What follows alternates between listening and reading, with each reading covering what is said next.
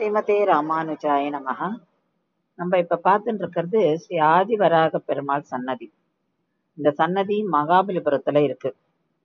மகாபலிபுரத்துல light house கிட்ட இருக்கு இந்த சன்னதி. இது ஒரு குகை கோவில். குகைக்குள்ள மூலவர் சன்னதி இருக்கும். ஸ்ரீ ஆதிவராக பெருமாள் தான் இங்க மூலவரா காட்சி அளிக்கிறார். ஸ்ரீ தலசயன பெருமாள் சன்னதியில நம்ம விசாரிச்சுட்டு இங்க வரலாம். ஏன்னா இந்த கோவில் எப்பவுமே திறந்திருக்காது. அதனால அங்க விசாரிச்சுட்டு எப்ப திறப்பான்றதை கேட்டுட்டு இங்க சேவிக்கலாம்.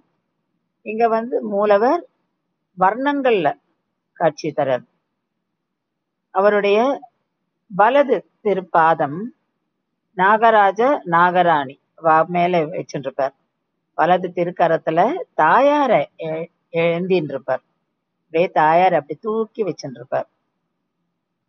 அவருடைய இடது திருப்பாதம் பூமி மேல இருக்கும். அப்படி பிரம்மாண்டமா இங்க ஸ்ரீ ஆதிவராக பெருமாளை வர்ணத்துல நம்ம சேவிக்கிறோம். அந்த சன்னதிக்கு வெளியில வந்தோம்னாக்கா அந்த குகையோட அந்த வால்ஸ் நம்ம இந்த மாதிரி ஸ்கல்ப்சர்ஸ் எல்லாம் பார்க்கலாம். The sculpted walls of the cave. அதை தான் நம்ம இந்த வீடியோல பார்த்துட்டு இருக்கோம். ரொம்ப பழமையான கோவில். அதாவது இங்க தாயார் வரும்போது அப்படியே பெருமாள் தன்னுடைய வலது கரத்தினால அப்படியே தாயார் அழைச்சுட்டாராம். அதனாலதான் இங்க நம்ம வலது பக்கம் தான் இங்க தாயாரை நம்ம பாக்குறோம். ஏன்னா தாயார் அப்படி தன்னோட திருக்கரத்தால் அப்படி தூக்கிட்டு இருக்கிற மாதிரி தான் இங்க நம்ம பாக்குறோம். அவ்வளவு அழகு, அவ்வளவு அழகுன்னு வார்த்தைகளே சொல்ல முடியாது.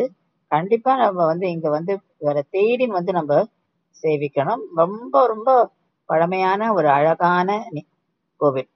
ஸ்ரீமதே ராமானுஜாய நமஹ.